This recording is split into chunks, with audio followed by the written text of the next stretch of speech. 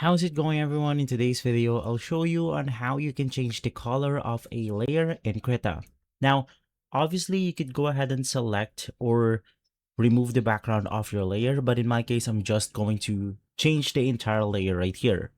So first things first, you want to navigate through select, click on the select opaque, and then select opaque replace. From there, after selecting your layer, you want to click on this drop down menu.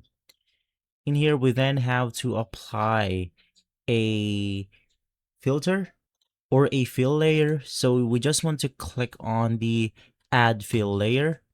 And in here, you can then go ahead and simply select your color. So let's go ahead and select it to this specific color. Let's click on OK. And simply from there, you have successfully changed your fill layer onto that specific color. And so if this video has been helpful, leave a like, subscribe, and follow us for more videos like this. Thanks for watching.